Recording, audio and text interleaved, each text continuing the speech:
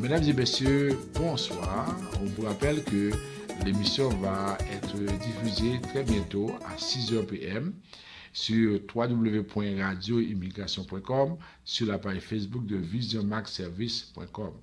Et vous pouvez à ce moment-là écouter l'émission soit sur Facebook, soit par téléphone au 438-701-8343, 518-906-1857. Alors écoutez l'émission, vous allez avoir toutes les informations en temps réel sur l'immigration au Canada. Ou à le faire affaire avec une compagnie de grande gauche tête bobèche pour régler le dossier immigration au Canada pour te faire économie bout de chandelle, ou à venir plein on prend refus parce que dossier mal préparé, formulaire t'es mal rempli, ou même qui te voulait ça me t'es parlé. Tu vois, pour le même genre de dossier, Ti George WhatsApp, Fanny, Madame Joe Facebook et moi-même avions tous obtenu satisfaction pour avoir fait affaire avec Vision Max Service, cabinet spécialisé en immigration. Vous qui rêvez d'immigrer, d'étudier au Canada ou tout simplement de visiter le pays, Vision Max Service. Vous comptez demander un super visa, venir investir ou vous établir en tant que travailleur qualifié, Vision Max Service, un label de qualité. Vision Max Service, c'est le travail de professionnels qui étudie, traite, suivent votre dossier. Il vous conseille, vous encadre, vous accompagne dans toutes vos démarches pour des résultats 100% excellents. 273 Lalu, coin Ruelle Vaillant, Port-au-Prince, téléphone 48 20 78 18 22 09 76 82.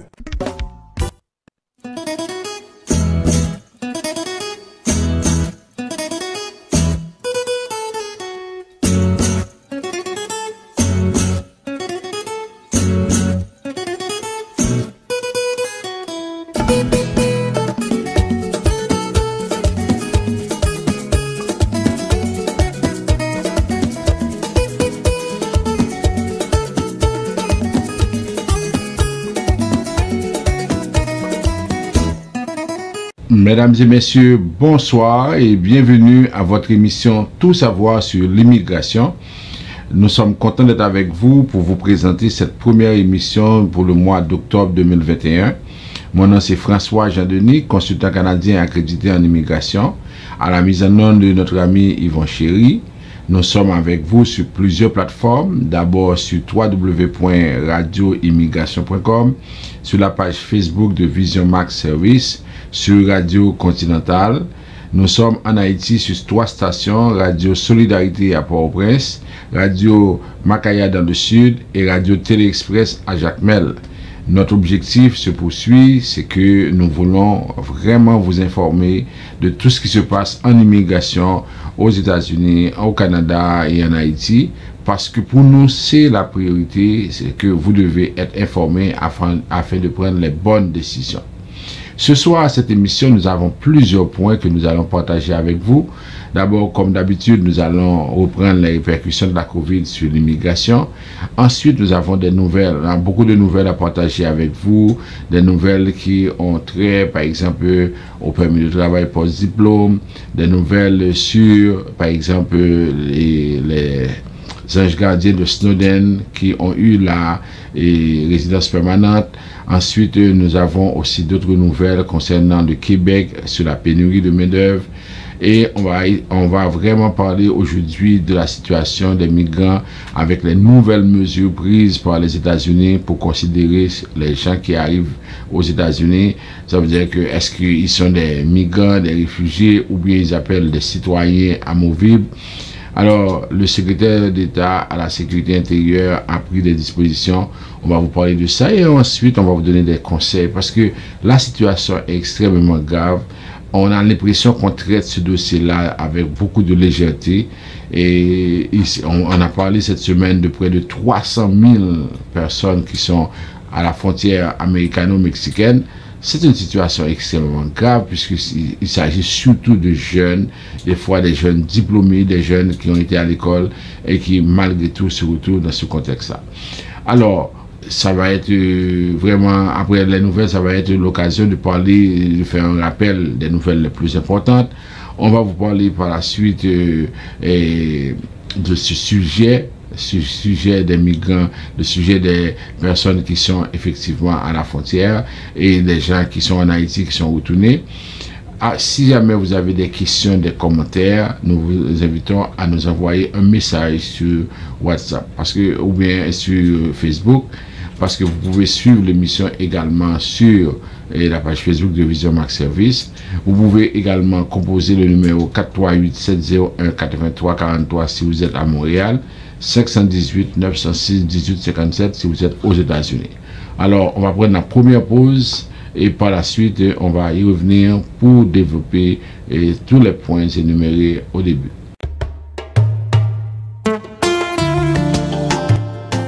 Nous reprenons les activités pour vous offrir des plats succulents.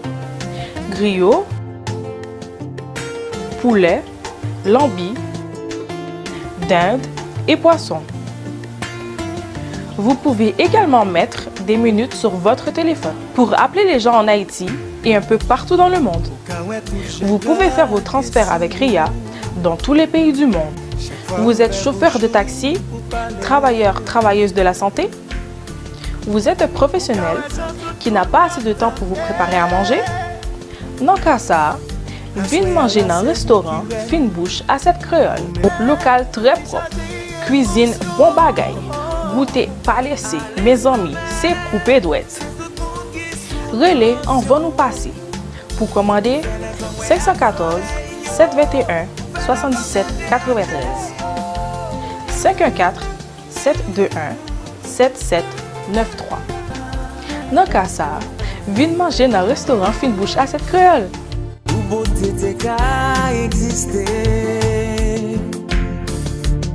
Yo dim se sou yo te kopye. Yo sekre moun pap ka kompran. Ou son ti fek pa jam fe son. Ay, l'on e gado li pap sisman. Ou son problem ki pa ge solisyon. Ou son poème ki chage émotion. Vous suivez votre émission Tout savoir sur l'immigration. On vous rappelle les numéros de téléphone pour nous rejoindre, le 438-876-9398, 438-382-9398.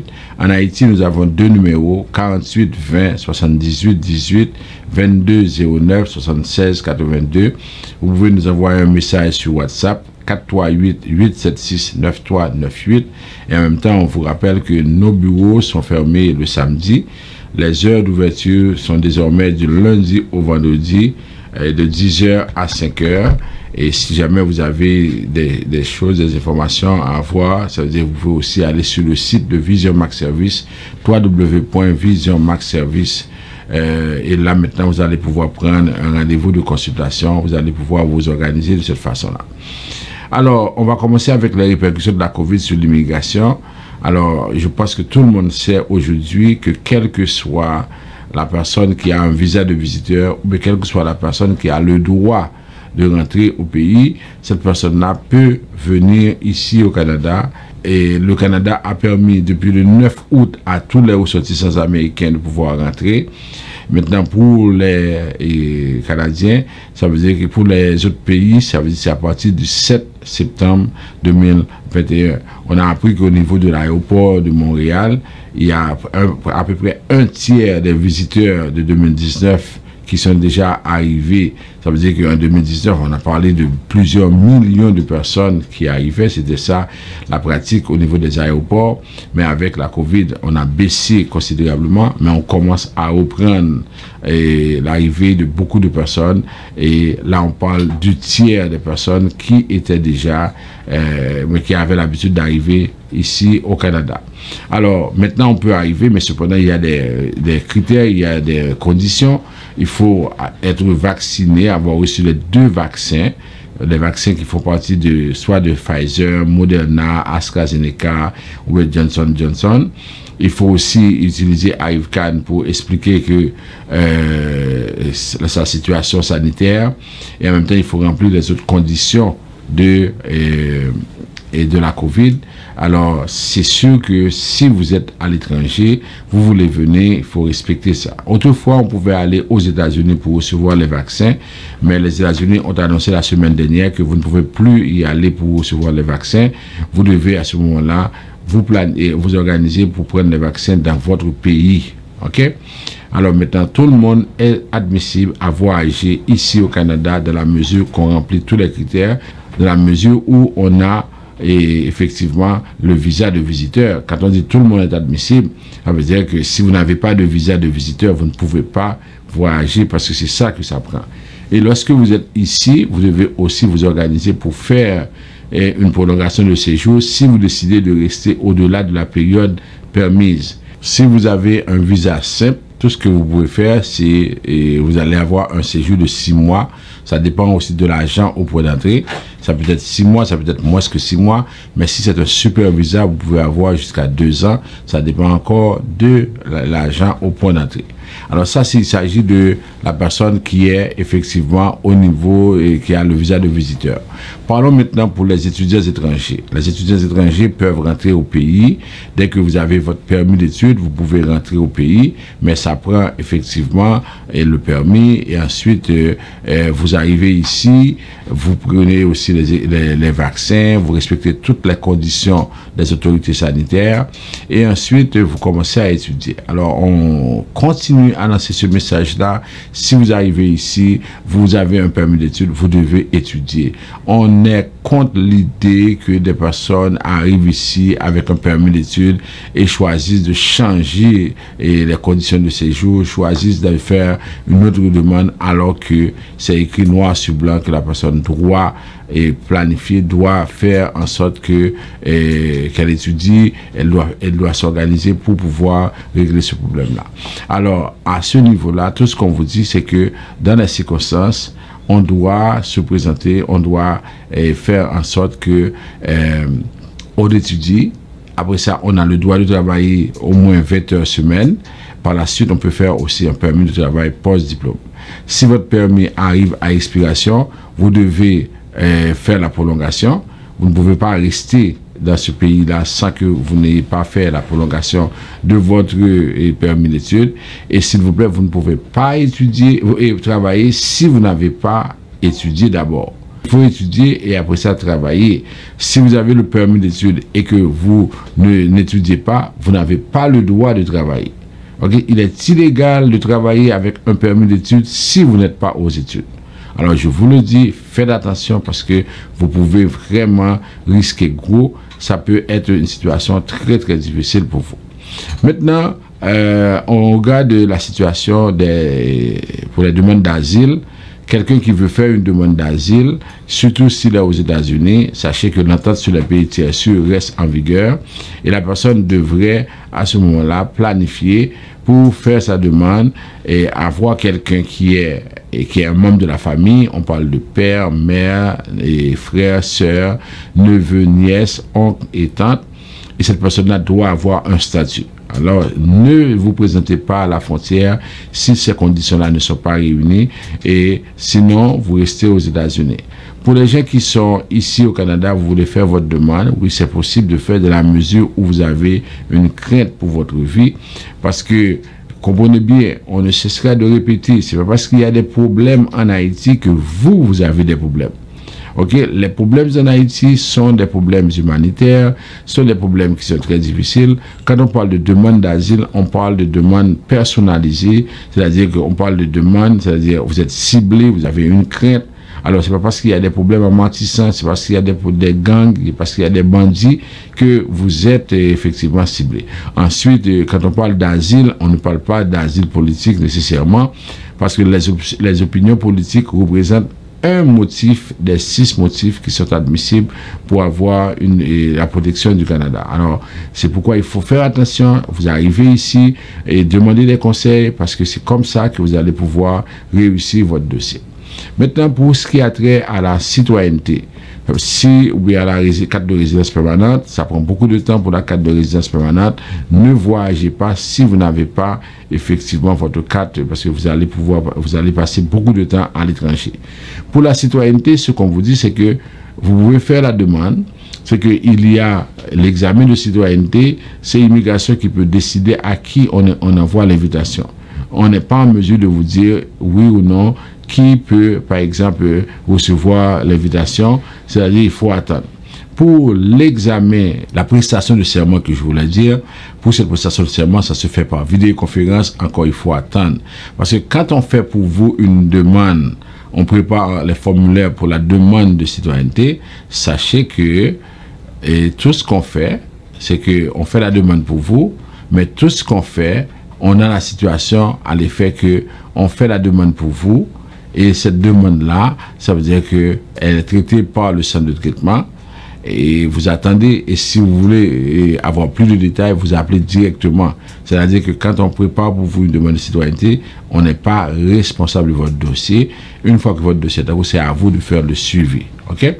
Maintenant, pour ce qui a trait aux autres demandes, par exemple, à ce qui a trait à Immigration Québec, par exemple, on continue à traiter les dossiers, et si vous voulez vraiment avoir plus de détails, par exemple sur le CAQ, le CSQ, vous avez un dossier en cours, à ce moment-là, vous devez appeler directement Immigration Québec au 514-864-9191. Je profite pour préciser aux gens, moi je ne peux pas appeler à un bureau d'immigration pour demander à quel point est le dossier. Et normalement, on traite le dossier, et si jamais on n'est pas encore arrivé à votre dossier, moi je ne peux pas appeler pour dire à quel point est le dossier, parce que moi je vais parler à quelqu'un de service à la clientèle, c'est pas l'agent qui traite le dossier. La personne va voir sur l'ordinateur, il va voir que ce dossier est en traitement. Alors si vous ne pouvez pas attendre, vous devez à ce moment-là appeler vous-même. Okay? Moi, j'appelle quand il y a un problème, quand les délais dépassent. Si par exemple vous faites une demande de CAQ, je vois que ça prend 4 mois, 5 mois, 6 mois, là le délai a dépassé, et puis là je vais appeler pour dire exactement pourquoi le dossier n'est pas finalisé. Ok, alors c'est comme ça qu'on fait pour les choses. Pour la commission de l'immigration et du statut de réfugié, ce qu'il faut comprendre, c'est que aujourd'hui la commission va, par exemple, continuer avec les traitements, les dossiers par vidéoconférence, par Teams, Microsoft Teams. Alors, si vous voulez effectivement préparer votre dossier, tout ça, il faut avoir quelqu'un qui peut vous aider à ce niveau-là. OK? Alors, j'ai fait l'ensemble des points sur l'immigration à cause de la COVID. Alors maintenant, on va juste prendre une toute petite minute pour passer aux nouvelles. Vous suivez votre émission Tout savoir sur l'immigration. Alors maintenant, on va commencer avec les nouvelles. Et d'abord, on va parler de la situation à la frontière. Et comme je vous dis, c'est que il y a beaucoup de personnes qui arrivent ici au Canada pour s'installer, et là on nous dit que le rêve américain a passé la frontière canado-américaine. Ça veut dire que aujourd'hui, autrefois on parlait du rêve américain, des gens qui réussissent facilement. Actuellement, on dit que le Canada se distingue des États-Unis par sa mobilité sociale et une plus grande sécurité, des atouts non négligeables pour les nouveaux arrivants. On dit que les Canadiens se classent en 9e position derrière les pays scandinaves et la Suisse parmi les 20 peuples les plus heureux de la planète, selon le palmarès 2019 du Forum économique mondial. Alors, ce qu'on constate, c'est que le Canada se retrouve en situation où pratiquement il y a plus de personnes qui vivent en sécurité. Il y a beaucoup d'espace. L'espace géographique du Canada est beaucoup plus grand que l'espace américain, parce que là on est en 2e position après la Russie. Ok, et ensuite nous avons moins d'habitants. Imaginez que les États-Unis ont beaucoup plus d'habitants que nous. On a à peu près 38 millions d'habitants, les États-Unis plus de 300 millions. Ensuite, on a la superficie la plus grande que les États-Unis. On comprend qu'il y a beaucoup d'espaces qui sont vides. Alors, on dit que quand on prend toutes ces considérations-là et on ajoute un filet social efficace, un système d'éducation et de santé moins cher et une sécurité plus grande, on comprend que le pays est connu et vraiment, ça devient un sanctuaire. Il y a presque pas de violence due aux armes à feu.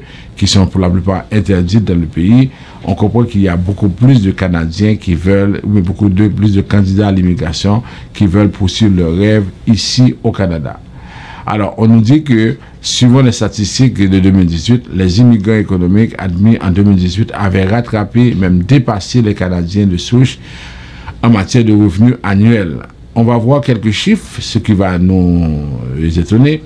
Par exemple, on dit que les gens qui ont connu une augmentation plus forte sont nés d'abord en Iran, leur revenu passant de 16 000 $ un an après leur arrivée à 56 700 $ 10 ans après. Vous voyez, un Iranien qui arrive ici au Canada a un revenu moyen de 16 000 $ à son arrivée et ça va passer à 56 700 10 ans après. Un Égyptien va avoir un revenu de 18 600 à sa première année et à la 10e année, il va avoir près de 59 400. Un Algérien, 15 300 pour passer à 47 800 10 ans après. Les Britanniques vont être en tête du classement. Ils vont avoir 91 000 $ 10 ans après leur entrée au Canada. Alors, on dit que de plus en plus, les natifs des États-Unis ont connu une progression remarquable de leur salaire. Selon Scott Gilmore, un ancien diplomate canadien qui est devenu entrepreneur social, et il a dit qu'en 2017, quand on fait la comparaison de la mobilité sociale au Canada et aux États-Unis, en se concentrant sur l'accès à l'éducation, on voit une nette différence. Un rapport de l'Organisation de coopération économique nous dit que les gens réussissent très bien. Et par exemple, on dit que les enfants de parents peu éduqués, quelle que soit leur origine géographique, sont nettement mieux lotis au Canada, puisque la proportion de ceux qui décrochent un diplôme universitaire est de 33% contre 15% aux États-Unis et 17% en France. Vous voyez, les enfants de parents qui sont peu éduqués décrochent un diplôme universitaire dans l'ordre de 33%. Dans ces deux pays, la reproduction sociale est forte. 60% des enfants issus de familles américaines éduquées ont un diplôme universitaire et le taux grimpe à 68% dans les familles françaises. Alors c'est comme ça, on dit que vraiment il faut en moyenne 4,5 générations pour que les descendants de familles à faibles ressources atteignent le niveau de revenu moyen de la population, et il en faut 4 au Canada contre 5 aux États-Unis et 6 en France. Et les Canadiens se classent en 9e position, comme on a dit, derrière les pays où il y a beaucoup plus de bonheur. Et de nombreux immigrants, le rêve canadien se traduit par une évolution professionnelle plus forte et surtout plus rapide que dans leur pays d'origine. Je n'aurais pas eu les mêmes opportunités de développement au Mexique, indique Hector Morales, ingénieur service client pour l'éditeur de logiciels Centreon. Ok? Alors ça, c'est vraiment un très bel article qui parle de la possibilité qu'offre le Canada lorsque quelqu'un arrive ici et qui veut vraiment s'organiser. Parce que ça prend beaucoup de discipline. Ça prend beaucoup de discipline. Une fois qu'on a la discipline nécessaire, on est en mesure d'atteindre beaucoup de sommets. Ça veut dire c'est ce qui manque souvent aux immigrants qui ont l'habitude de travailler, qui font n'importe quoi. On a vu un reportage des gens, des Haïtiens qui sont arrivés au Mexique, qui sont en train de jeter des fatras dans les rues, qui sont en train de se battre avec des Mexicains. Alors, avec ces attitudes-là, on ne va pas loin et c'est pourquoi il faut corriger ces pratiques-là. Alors, on apprend qu'il y a 4 anges gardiens de Snowden qui se réfugient au Canada. Et après une attente de près de 5 ans, Ottawa a accordé le statut de réfugié à 4 membres d'une famille sans papier qui avaient aidé le lanceur d'alerte Snowden lors de sa cavale à Hong Kong. Alors, ces gens-là avaient caché le célèbre lanceur d'alerte en 2013, alors qu'il venait d'être accusé de haute trahison par les États-Unis et il était l'un des hommes les plus recherchés de la planète. Alors, ils vont arriver ici au Canada, d'abord à Toronto, mardi prochain, et l'organisation qui les parraine va les attendre ici à Montréal. Alors, c'est la fin d'une période de stress et d'angoisse et un chapitre extrêmement dur pour cette famille-là, a indiqué l'ONG For the Refugees. C'est ça, et c'est cet organisme-là qui a parrainé ces 4 personnes-là. Alors, ils vont arriver au Canada mardi. Ils vont rejoindre les 2 qui étaient déjà arrivés en mars 2019 et ils vont grandir ensemble ici. Et c'est ce que les proches ont déclaré. Il s'agit de retrouvailles pour cette famille éprouvée par une séparation de plusieurs années et des démarches de très longue haleine, a affirmé leur avocat. Et là, aujourd'hui, ces gens-là, ils sont là. Et les dossiers ont déposé en 2017, mais imaginez, 2 sont venus en 2019, 4 vont arriver mardi prochain, en octobre 2021. Il y a une autre, c'est-à-dire c'est la dernière, qui n'est pas encore arrivée. Ça veut dire que son dossier n'est pas encore finalisé. Et du côté des avocats, on fait toutes les démarches pour essayer de rendre les choses et pour accélérer le processus. OK?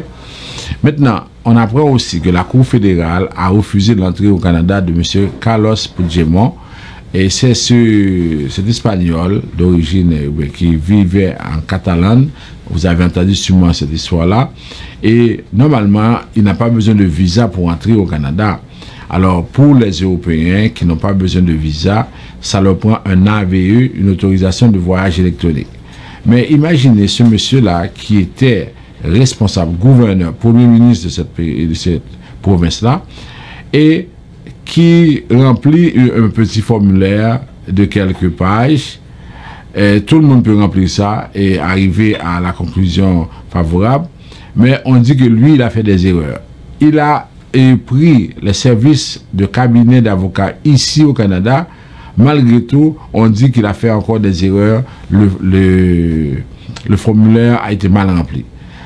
Alors, la Cour fédérale a été saisie du dossier et le jugement en date du 22 septembre nous dit que à la lecture des différents documents qui ont été déposés par Carlos Puigdemont au fin d'obtenir l'autorisation de voie électronique, on croit comprendre que ces infractions incluraient rébellion, sédition, détournement de fonds, prévarication et désobéissance. OK? Alors que normalement, on avait dit que c'était parce que le formulaire avait été mal rempli, mais on comprend que ce n'était pas ça seulement. C'est parce que M. Puigdemont avait été accusé d'une infraction pénale quelconque et le formulaire répondait non. C'est ce que le juge dit. Alors voilà la différence, c'est que M. Puigdemont dit qu'il n'a pas été accusé ou qu'il n'a pas commis une infraction pénale et c'est pourquoi il a répondu non. Et tandis que on pense que lui, il avait fait ça. On avait demandé des informations précises à l'égard de ces accusations-là, mais finalement, ça n'a pas été fait. Et aujourd'hui, M. Puigdemont dit que cette décision-là, c'est une décision politique et normalement, on devrait pouvoir lui permettre de rentrer ici parce qu'il devait venir à l'invitation de la Société Saint-Jean-Baptiste parce que le Parti québécois, comme vous savez, il demande la séparation, même si de plus en plus cette idée-là commence à s'effriter, mais quand même, c'est ça qu'il veut, mais on n'a pas voulu que M. Carlos Puigdemont rentre ici et on a utilisé d'autres prétextes pour empêcher qu'il arrive ici. Bon. Maintenant, autre nouvelle, on apprend qu'il y a 2 fois plus d'attente pour un permis de travail post-diplôme. Les diplômés étrangers ayant obtenu leur diplôme au Canada doivent attendre 128 jours en moyenne avant d'obtenir un permis de travail. C'est ce que TVA Nouvelle a appris. C'est près de 2 fois plus qu'en 2018 où les dossiers étaient traités en moyenne en 71 jours. La situation exaspère le Conseil du patronat du Québec qui exhorte Québec et Ottawa à accélérer la cadence dans le traitement de ces candidatures. Pour les entrepreneurs, l'immigration est une partie de la solution à la pénurie de main-d'œuvre. Malheureusement, les délais rencontrés risquent de faire partir ces gens qui ne pourront pas nécessairement atteindre un délai de 4 mois avant de recommencer à travailler pour obtenir leur bout de papier. C'est ce que le président et chef de direction du Conseil du patronat du Québec, M. Carl Blackburn, a déploré. Alors, les gens sont très stressés, très angoissés par rapport à cette demande. Et ils ne sont pas venus pour toucher des aides, ils sont venus pour travailler. On leur a vendu une image du Québec où ils pourraient travailler rapidement, facilement, en pleine pénurie de main-d'œuvre. Aujourd'hui, on dit, vous n'avez pas les papiers, vous ne pouvez pas travailler. Alors, on comprend que c'est très, très difficile pour des professionnels, des gens qui ont une famille et qui vont rester ici sans travailler pendant 3 semaines, pendant 3 mois, pendant 4 mois. C'est très, très dur. Et on dit aussi c'est la même chose pour le CSQ. On ajoute 21 jours de délai aux demandes. Alors, tous les avocats, tous les consultants qui travaillent dans ce dossier-là ont admis qu'il y a un problème, ok? On ne peut pas continuer à résoudre ça. Mais Québec, comme toujours, va dire que non, ce n'est pas notre problème. Alors que pour le CSQ, ça prend beaucoup de temps. Québec ne dit rien, mais il dit que tous les permis de travail sont du domaine du gouvernement fédéral. Et on a conclu une entente avec le gouvernement fédéral au mois d'août pour les travailleurs temporaires afin de faciliter les démarches des travailleurs étrangers et des entreprises dans leur recherche de main-d'œuvre. Okay? C'est ce que le ministre de l'Immigration, de la Francisation et de l'Intégration suppléant, M. Jean Boulet, a fait savoir. Alors là, on se retrouve vraiment en situation à la croisée des chemins. On ne sait plus comment faire.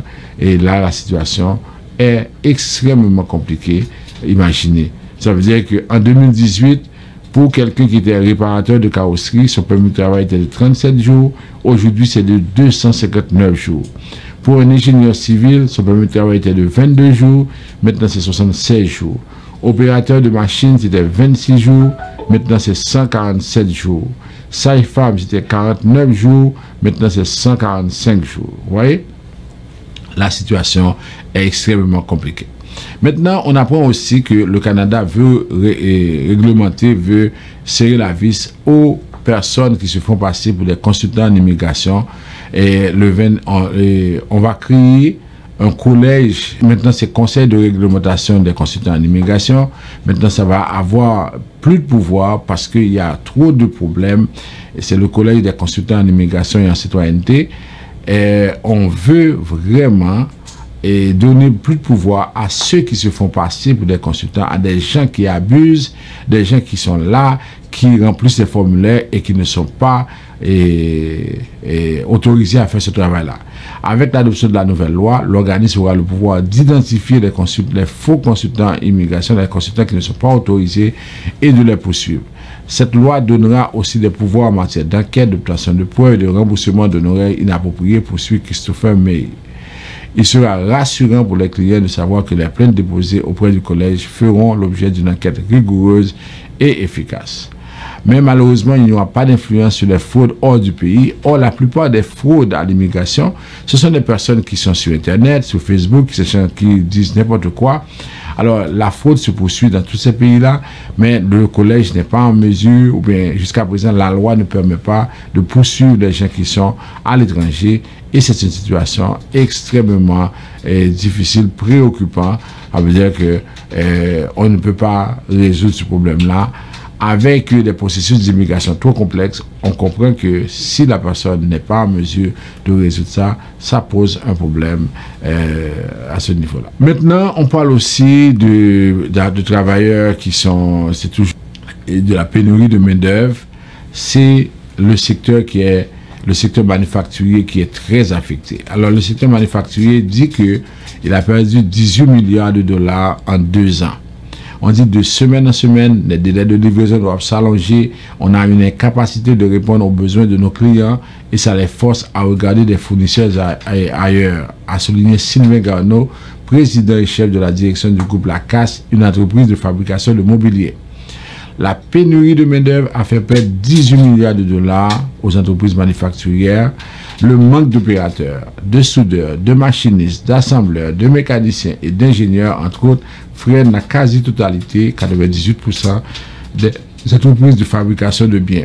Elles ont souvent perdu les contrats, ont subi des pénalités de retard, de livraison et ont dû réduire leur production. De plus en plus, ces entreprises-là n'ont pas la capacité de répondre aux besoins des clients et les fournisseurs sont obligés de regarder ailleurs. Aujourd'hui, les gens disent que recruter, c'est comme aller à la pêche dans un lac vide. On ne sait plus quoi faire. Et avec des compagnies comme Amazon qui offrent aux gens près de 20 $, 25 $ de l'heure, là maintenant, ça devient presque impossible de trouver des personnes avec des gens qui font aussi Uber, qui font les livraisons. Là, c'est presque impossible de pouvoir trouver des personnes pour travailler. Alors, on demande des améliorations en immigration. Imaginez combien de personnes sont prêtes à venir ici pour travailler et malgré tout, on ne peut pas, on n'arrive pas à les prendre et ça continue. On a beaucoup de problèmes par rapport à ça. Ok?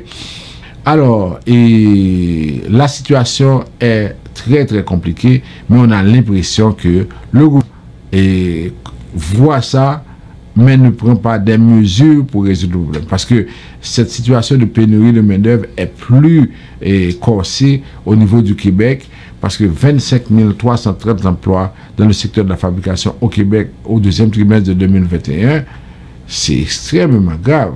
Okay? Alors, on dit que cette pénurie de main-d'œuvre et l'immigration, c'est deux faces d'une même pièce. Il n'y a jamais eu autant d'emplois non pourvus au Canada que dans les 5 dernières années. En milieu francophone minoritaire, les secteurs clés souffrent d'une pénurie de main-d'œuvre. Si favoriser l'immigration est l'une des solutions prônées par les experts, plusieurs soulignent aussi la nécessité d'investir massivement pour promouvoir la vie en français hors Québec. C'est clair que ce n'est pas seulement l'immigration qui va résoudre le problème. Mais quand on a autant de postes vacants, 553 500 de postes vacants au premier trimestre de 2021 au Canada, 553 500, si vous avez autant de personnes qui sont concernées, c'est sûr qu'à ce moment-là, vous avez un problème. Et ça affecte l'économie. Ça affecte la vie des gens. Alors, comment est-ce qu'on va continuer à parler de ce problème année après année, ou bien est-ce qu'on va finalement trouver une solution? Les experts ont proposé des choses, mais qu'est-ce que le gouvernement fait pour résoudre cette situation-là? Okay? Qu'est-ce qu'on fait pour résoudre cette situation-là? La situation risque d'empirer avec le vieillissement de la population francophone. C'est pourquoi des fois on dit côté gain chaîne pas un coup. Parce que ce n'est pas normal qu'il y ait autant de jeunes professionnels à l'étranger qui n'attendent que de venir ici pour travailler. Pendant ce temps, il y a une pénurie de main-d'œuvre. Ça veut dire que le Québec a besoin de francophones. Vous avez 54 pays en Afrique qui parlent le français. Vous avez des pays ici en Amérique. Vous avez Haïti où il y a une main-d'œuvre abondante, qualifiée et qui est prête à travailler. Mais comment se fait-il que l'on ne puisse pas résoudre? C'est ça, et au niveau de l'humanité, c'est ce problème-là qui existe et qui fait en sorte que les gens sont injustes partout au monde. C'est comme par exemple, il y a des pays où les gens ne peuvent pas trouver de l'eau pour boire, tandis que ici on voit les gens qui passent la journée à arroser par exemple leur gazon parce qu'ils ont assez d'eau. Vous voyez, il y a un déséquilibre quelque part et ça ne fonctionne pas en tant que tel. Alors il faut plus de travailleurs pour soutenir la croissance économique. C'est ce que l'on dit. Tout le monde dit ça. Il faut plus de travailleurs. Mais maintenant, comment on va trouver ces travailleurs-là? Et on a un article de M.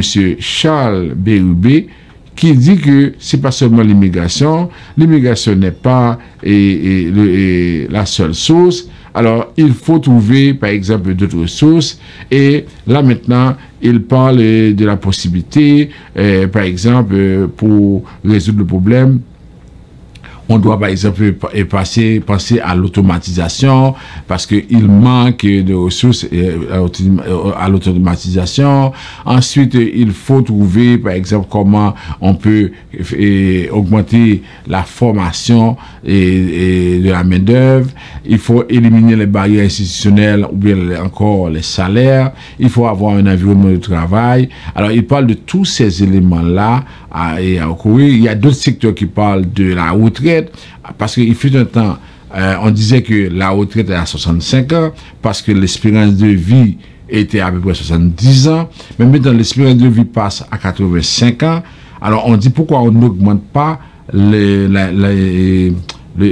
date pour la retraite, pourquoi on ne met pas ça à 70 ans. Alors pour ceux qui sont capables de travailler 70 ans, mais là, on se pose des questions. Il y a plusieurs volets à considérer. Alors, mais les gens qui sont à droite, les gens qui ne veulent pas l'immigration, trouvent que l'immigration n'est pas la solution. Mais personne ne dit que l'immigration est la solution. Mais on dit que l'immigration est une bonne partie de la solution. Après ça, on peut ajouter d'autres effets. Mais on est conscient que, imaginez, il y a des entreprises qui se ferment. Moi, j'ai entendu hier à la télévision, il y a des petits montons qui se ferment à midi, à 1h, à 2h. Il n'y a pas d'employés. C'est vraiment incroyable. On a la difficulté à recruter des personnes parce que concrètement, surtout avec la rentrée universitaire, où tous les jeunes sont retournés aux études et il y en a qui ne veulent pas travailler, impossible de trouver des personnes. C'est pourquoi je vous dis, à vous qui venez d'arriver et qui avez le permis de travail, si vous dites que vous ne pouvez pas travailler, là c'est sûr que vous êtes de mauvaise foi. Parce que là, il y a tellement abondance d'emplois, ça veut dire que là, si quelqu'un ne veut pas travailler, c'est lui qui sait pourquoi. Alors, voilà la situation. On dit que le volet, c'est ça, qu'on a un problème par rapport à ça. Et la pénurie de main-d'œuvre, est-ce que ça va toujours rester une question de politique? On verra. Ensuite, on nous dit que la loi concernant l'admissibilité au régime d'assurance maladie et au régime général d'assurance médicaments, dont les parents ont un statut migratoire précaire, est adoptée et est entrée en vigueur le 23 septembre 2021. OK? Alors maintenant, là, tous ceux qui ont des enfants, qui ont un statut précaire, qui ont des enfants, ils savent maintenant que oui, cette loi-là est entrée en vigueur.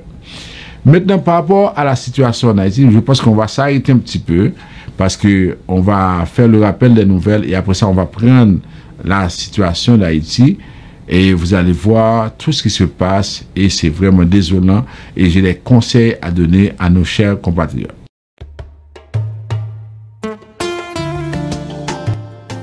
Nous reprenons les activités pour vous offrir des plats succulents. Griot, poulet, lambi, dinde et poisson. Vous pouvez également mettre des minutes sur votre téléphone pour appeler les gens en Haïti et un peu partout dans le monde. Vous pouvez faire vos transferts avec RIA dans tous les pays du monde. Vous êtes chauffeur de taxi, travailleur, travailleuse de la santé? Vous êtes un professionnel qui n'a pas assez de temps pour vous préparer à manger? Non qu'à ça, venez manger dans un restaurant Fine Bouche à cette créole. Local très propre, cuisine bon bagaille, goûter pas laissé, mes amis, c'est coupé douette. Relais en va nous passer. Pour commander, 514 721 77 93 514 721 77 93. Dans cas ça, venez manger dans le restaurant Fine Bouche à cette créole. L'on est gado li pap sisman ou son problème qui pas de solution ou son poème qui charge émotion.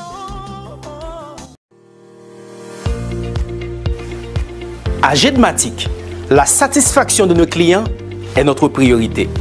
Je suis Wilner Maxi. Nous avons pris le service avec cette prestigieuse compagnie Jedmatic pour monter notre radio web.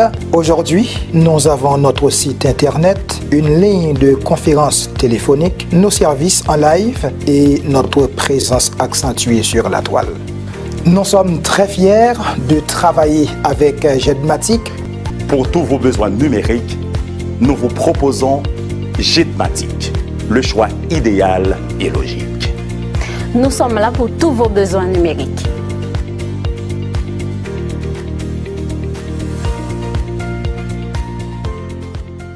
Vous suivez votre émission Tout savoir sur l'immigration. Alors, un rappel des nouvelles les plus importantes. Alors, pour les questions de visa de visiteurs, les gens qui veulent venir ici pour visiter, oui, je suis conscient, mais en même temps, je répète la même chose que j'ai l'habitude de dire. D'ailleurs, lorsque les gens viennent en consultation, ils disent et ils me remercient d'être assez clair, assez précis avec eux. Moi, mon objectif, c'est pas de vous dire de faire des demandes juste pour que moi je puisse faire de l'argent. C'est pas ça du tout. Mon objectif est de vous expliquer la réalité, de vous expliquer la situation comme elle est, et puis vous avez le choix à faire. Oui, je suis conscient que dans le contexte d'Haïti, si quelqu'un fait une demande de visa de visiteur maintenant, il y a près de 80% de chances d'échec. Parce que on n'est pas conscient, oui, des fois on n'est pas conscient de ça, on pense qu'on peut prendre une chance, mais dans la réalité, dans le contexte d'Haïti aujourd'hui, il n'y a pas un agent consulaire qui va penser que quelqu'un va quitter Haïti et va retourner en Haïti. Alors, on donne un visa de visiteur quand on sait que la personne va retourner dans son pays. Alors, les conditions ne sont pas réunies aujourd'hui. Alors, s'il s'agit de personnes âgées, oui, je peux vous aider avec la demande, mais les jeunes, je peux vous dire, moi, je ne fais pas de demande de visa de visiteur pour les jeunes. Maintenant, pour les permis d'études, on a fait, mais en même temps, on s'assure que la personne a les moyens financiers. C'est ce qui manque souvent. Alors, imaginez encore, si on prend le contexte d'Haïti, la plupart des entreprises sont fermées, les gens ne peuvent pas fonctionner, il y a tellement de sécurité partout. Alors, quand vous dites que vous avez les moyens, il y a des agents qui ne croient pas ça. Parce que le problème, ce n'est pas au niveau des agents. Chaque communauté essaie d'aller parler, et par exemple, ici, avec les autorités, pour augmenter le quota des permis d'études accordés au pays. Mais c'est ce que la communauté haïtienne devrait faire. Mais chaque fois qu'il y a des rencontres, on va discuter d'autres choses, mais on ne va pas discuter sur ces choses sérieuses. Regardez combien d'argent les gens dépensent en République dominicaine. Mais si les responsables, les leaders de cette communauté-là avaient eu un rendez-vous avec M. Trudeau et avaient parlé de ça, mais au moins on pourrait dire on va augmenter le quota à 1000 permis d'études, à 2000 permis d'études. On pourrait même aussi donner des bourses d'études pour la francophonie. Mais on ne discute pas ça. Mais c'est comme si on a toujours des choses à faire, ou bien quand on a des rencontres avec lui, c'est pour faire des selfies, c'est ça. Mais les vrais problèmes ne sont pas résolus. On a vu M. François Hollande, président de la France, se déplacer pour venir au Québec et demander un rabais. Ok, on dit ça ici, c'est un rabais. Il est venu, il a demandé une réduction des frais d'immigration. Le président de la France. Alors que nous sommes là, et puis c'est rien, et puis tout le monde a essayé de faire pas, nous pas, et puis on a essayé de parler. Mais c'est là qu'il faudrait agir. Parce que, regardez tous ces jeunes-là qui sont désemparés, même au lycée français de Port-au-Prince, les gens ne peuvent pas aller à l'école, ils sont en train de transférer tous ces étudiants-là à ces domaines. C'est-à-dire qu'il y a un seul pays qui bénéficie de toutes ces avantages-là, c'est la République dominicaine, et le président dominicain a eu le culot de dire aux Nations Unies que nous représentons une menace pour son pays. Pendant ce temps, nous sommes en train de donner beaucoup d'argent pour les études, beaucoup d'argent pour l'achat de maisons, beaucoup d'argent en achetant ces produits, et nous représentons une menace pour son pays. Alors, les permis d'études, oui, on en fait, mais il faut effectivement démontrer que nous avons les moyens, la capacité de pouvoir payer l'école. OK?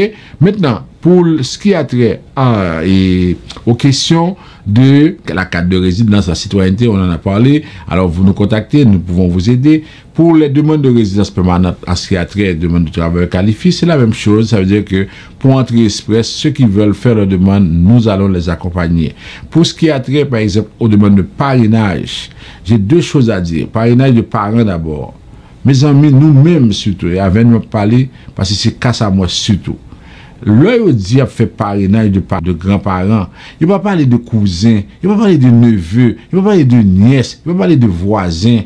C'est avec un pile saisissement, garder des gens qui viennent côté nous, qui l'entirage là, qui bon l'entirage là, et puis moun nan viennent côté nous, les bon l'entirage là, et puis pendant ce temps que le bon l'entirage là, et puis l'homme dit qui moun te besoin parrainer. Oh, c'était un cousin moi. Fallait moun qui pas joindre possibilité pour parrainer et famille parce que moun nan fait ça, c'est l'immigration tout qui mal fait bagarre là parce que il était supposé demander moun nan est-ce que c'est pas parce que moun qui était supposé dans tirage c'est moun qui pour parrainer maman, papa, grand-papa, grand-mère et grand-maman. C'est quatre moun ça seulement. Pas qu'il a fait cousin, pas qu'il a fait neveu, pas qu'il a fait nièce. Chaque année nous répétons le même bagarre là et puis moun nan pas mauvaise foi là l'appliquer qu'on a les bons, et puis il dit ça, oui, les bons, mais c'est pas maman, c'est pas papa, c'est pas grand-né, c'est pas grand-père. Regarde, où est son place qui est perdue. Alors que, s'il de quitté, chaque année, nous disons nous même bagarre, s'il vous plaît, de grâce, quand il s'agit de parrainage de parents, il ne s'agit pas de cousins, de neveux, de nièces, il s'agit de père, mère et grand-père, grand-mère. Ok? C'est de ça qu'il s'agit. Si vous parrainez votre mère, par exemple, et que votre mère a un enfant, ça veut dire votre mère pourra venir avec son enfant, parce que son enfant fait partie de la catégorie du regroupement familial. Mais vous ne pouvez pas parrainer l'enfant de votre mère. Mais il faut comprendre ça, c'est chaque fois qu'on a dit nous ça. Pour le parrainage de conjoints aussi. Encore cette semaine, beaucoup de cas que j'ai rencontrés, c'est monde qui prend l'Haïti, qui prend le fait divorce, et que divorce ça, il y a tous les dérivés au Canada, il y a le fait divorce. Moi, nous dit ça, et bien, nous regardons des lettres d'immigration, vous dire, seulement moi, dis-nous ça. Affaire de nous tous les deux Canada, et que dans le fait divorce nous en Haïti, ça que nous pas aller en Haïti, oubliez ça, divorce là. Pas bon, illégal, et si divorce là pas bon, ça veut dire mariage là pas bon. Alors, moi expliquez-nous ça, parce que c'est ça qui est problème là. Nous quittons mon abdi nous, ça veut dire que, bon, on admet que, bon, monde qui t'a fait ça, et que ça t'est passé. C'est même genre l'homme qui a fait de mon asile, et puis, il retourne en Haïti, bon, si je chasse pas, les gens ne jette pas dire rien. Mais c'est pas parce que yon monde qui a une chance, pas de Kembel, et que nous tous prendre nous généraliser et puis qu'on y a là tout le monde capable de faire ça. Mais il faut nous faire attention avec ça. Alors pour monde pour parrainage et qui veut parrainer conjoint qui vient pour divorcer, le premier bagage pour nous faire c'est planifier nous pour que nous fassions divorce dans le pays côté nous et ensuite qu'on y a un marié. Après ça, question de n'a pas le marier, nous faire mariage là et nous faire divorce jeudi, demain nous marier, faites attention. Passez nous voir, nous sommes là pour vous donner les bons conseils en matière d'immigration. Passez nous voir. Et ensuite, pour terminer, et pas pour terminer, mais pour les questions d'asile et de considération humanitaire, tout ce qu'on vous dit, c'est qu'aujourd'hui, si vous voulez effectivement faire votre demande d'asile, alors surtout pour les gens qui sont d'Haïti, répétez-nous ça. Nous sommes Haïti, si que nous pas prendre, si nous avons des problèmes de demande d'asile, faut nous assurer nous que crainte pas nous, c'est pas une crainte qu'il y a Tilapli, c'est pas une crainte qu'il y a ISO, c'est pas une crainte qu'il y a 40 Maozo, 400 Maozo, mais 50 malfaiteurs. Ça veut dire que faites attention, ça veut dire que pour que nous pourrions avoir un problème. Imaginez, c'est regrettant pour nous quitter Haïti, pour nous avoir des chances pour nous venir au Canada, et bien nous font vieille demande, et que demande nous pas passer, et bien après ça, il y a un risque de déportation, parce que oui, situation difficile, moi je connais que le Canada n'a pas qu'on ça dans la tête pour vous aller, mais Jean États-Unis a voulu mon aller, si c'était conservateur qui est sous pouvoir, ils ont prendre ça tout pour dire États-Unis veulent mon aller, ils doivent commencer par voyer mon aller tout. Alors ça veut dire que faites attention avec ça parce que c'est vraiment chargé. OK? Alors pour humanitaire, si vous voulez faire une demande de considération humanitaire, vous nous contactez, nous allons vous aider, nous allons vous accompagner pour votre demande de considération humanitaire. OK? Là maintenant, on va passer à autre chose, on va passer à la situation en Haïti et j'ai quelques données à vous dire. Oui, comme promis, nous avons dit que nous allons vous parler de la situation en Haïti avec les personnes qui arrivent, les migrants. Alors, tout ce que je peux vous dire aujourd'hui, c'est que là, actuellement, il y a eu, au niveau des États-Unis, plusieurs interventions, surtout du secrétaire d'État à la sécurité intérieure. Maintenant, là, on redéfinit les termes et on essaie de montrer que si aujourd'hui, quelqu'un arrive aux États-Unis et qu'il est entré illégalement, les autorités vont l'entendre, ok, il y a tant de lits, mais cependant, en grande partie, il y a fait le retourner parce que le monde n'a pas le droit de traverser les frontières de façon illégale. Alors que toute agence onusienne fait connaître que l'homme vient dans la frontière et que le demande d'asile, suivant la convention de Genève là, ou pas supposé refouler. Alors, le secrétaire d'État à la sécurité intérieure a fait connaître que les gens ne sont pas demandeurs d'asile que c'est des gens qui entrent illégalement, qui commettent une infraction, et c'est peut-être ça que vous pouvez analyser le dossier, et que dans la plupart des cas, il y a pas le voyer au tourner. Actuellement, il y a à peu près 1000 personnes que vous voyez tourner par jour en Haïti. À peu près 1000 personnes. Il y a Bahamas qui voyez montonner, il y a Mexique qui voyez montonner, il y a République dominicaine qui voyez montonner, il y a États-Unis qui voyez montonner. Alors, imaginez dans le contexte que nous y là, à peu près 1000 personnes par année et par jour, il y a retourné en Haïti. Ça veut dire que dans 11 semaines, il y a à peu près 7000. Et parmi les gens, nous, sur les médias sociaux, il y a qui sont très frustrés et il y a qui même dit à montrer dans le gang pour être capable de venger de sacrifier. Il va monter dans le gang pour venger les États-Unis, non? Il va monter dans le gang pour venger pauvres malheureux haïtiens pareils, qui va même avoir chance pour quitter le pays. C'est eux-mêmes pour le venger. Alors c'est toujours comme ça. Ça veut dire que nous, c'est un loup pour l'autre là qui pas fait nous rien. Ok? Alors, nous entendons plusieurs messages, plusieurs vidéos, côté moun dit pour régler Haïti. Mais c'est pas Haïti qui fait retourner, c'est pas Haïti qui veut retourner. Alors, message que nous avons dit à tout le monde qui a écouté, surtout qui est en Haïti, moi, je connais une situation extrêmement difficile, extrêmement compliquée. Moi, je connais nous un problème, ok? Cependant, mais ça va me dire non. C'est que nous, dans la situation, ça, parce que tout simplement, dirigeants nous sont irresponsables et dirigeants nous mettent, fait complot ensemble avec des pays comme États-Unis, après ça, Canada, l'autre pays qui a martyrisé nous. C'est ça qu'ils ont fait.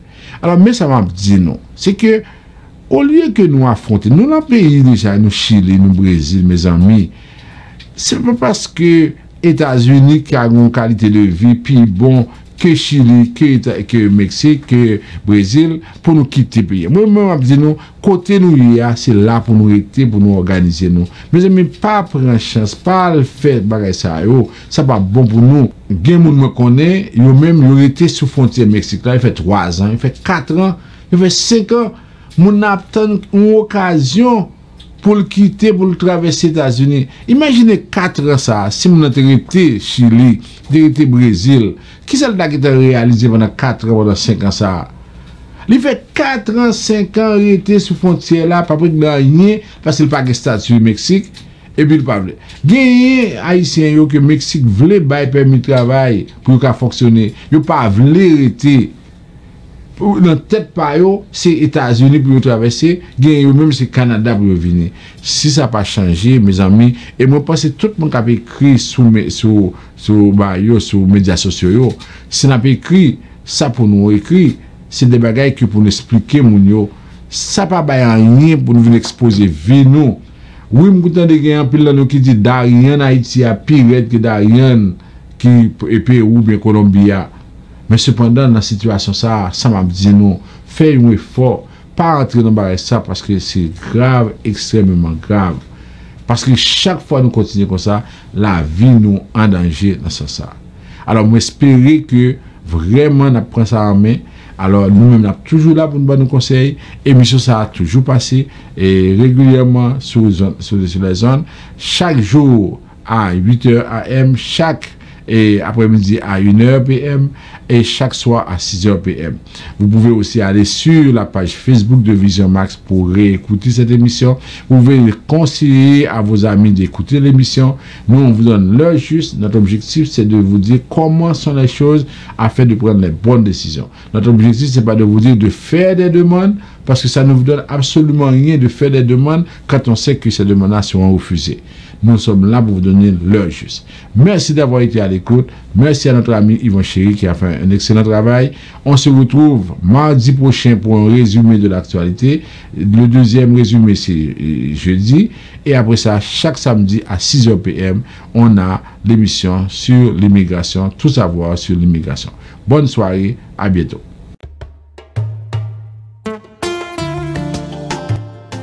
Nous reprenons les activités pour vous offrir des plats succulents. Griot, poulet, lambi, dinde et poisson. Vous pouvez également mettre des minutes sur votre téléphone pour appeler les gens en Haïti et un peu partout dans le monde. Vous pouvez faire vos transferts avec RIA dans tous les pays du monde.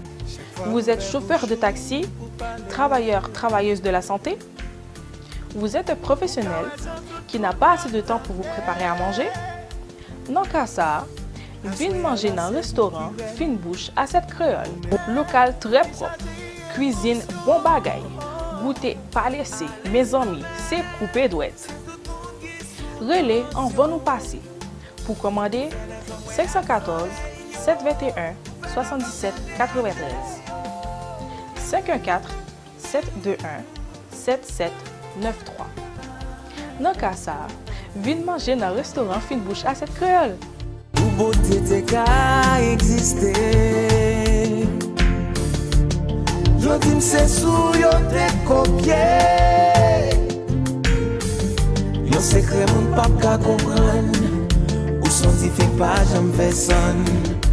Aïe, l'on est gado li pap sisman.